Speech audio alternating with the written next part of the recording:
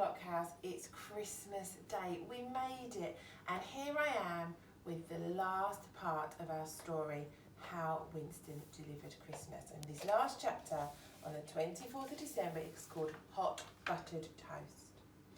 Even before he'd opened his eyes, Winston knew that something very strange and unusual had happened.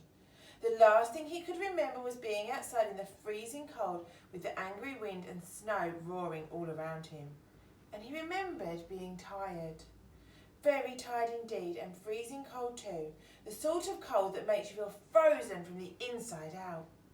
But that wasn't the case now at all. Winston was, he considered for a moment, he was snuggly.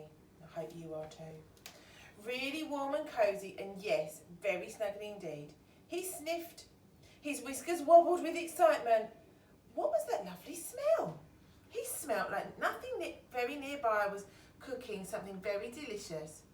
Where on earth was he? He opened his eyes and looked around him and gasped. What had happened?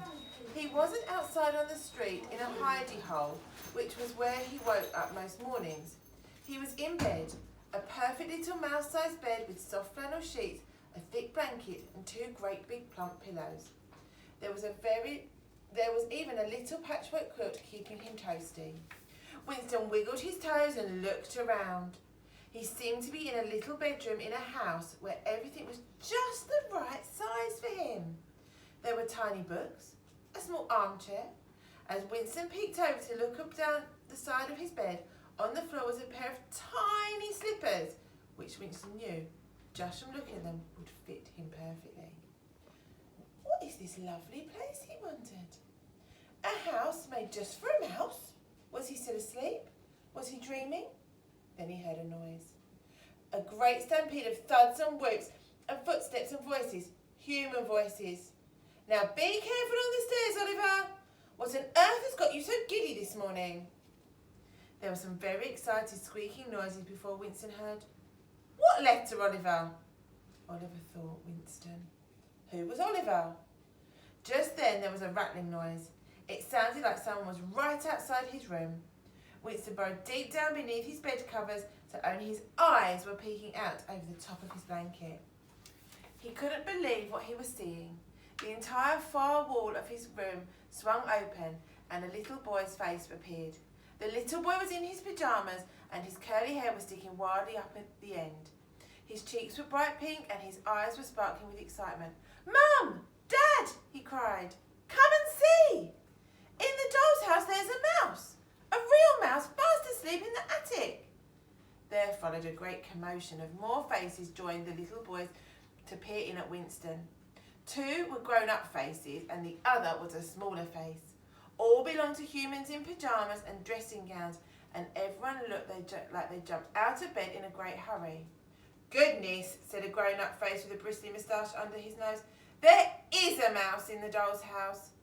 Father Christmas said in his letter that he would find a friend in the doll's house.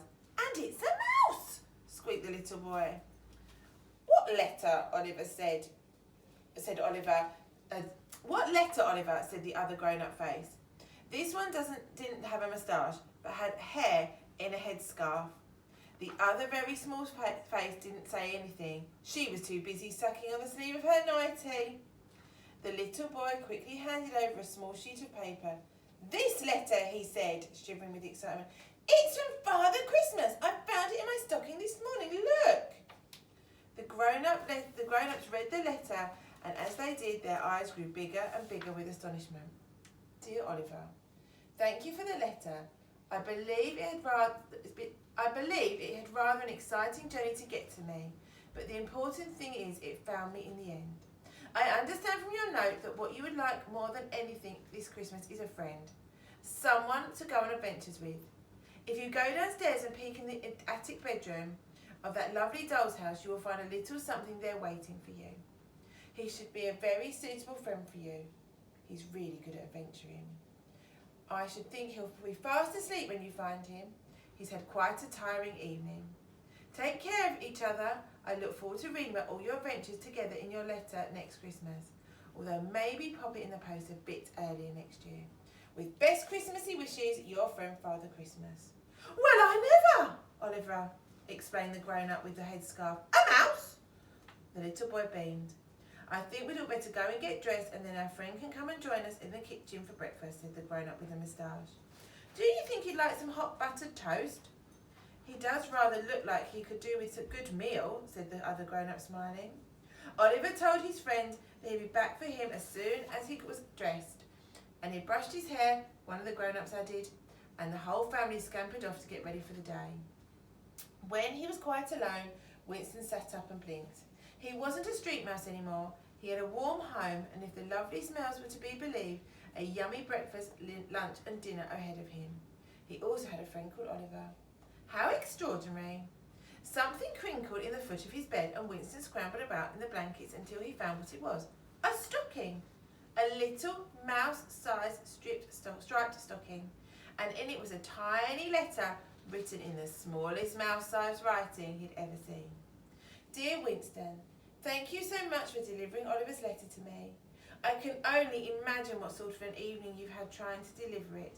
It must have been very exciting but dangerous too. What a kind and brave mouse you are. For such a tiny creature you have an enormous heart, one which understands that nobody should ever be left out or forgotten, especially at Christmas. Happy Christmas, Winston, and enjoy your new home. With love from Father Christmas. Winston folded the letter carefully and held it very close to his chest. Then he snuggled back down onto the blankets in his new bed, in his new house, in his new home, and for the first time in his life, he felt warm from the tip of his nose to the end of his tail. As he lay there, he wondered what adventures tomorrow would bring. The end. Until next Christmas. Have a great Christmas, Clock House, and we look forward to seeing you in the new year.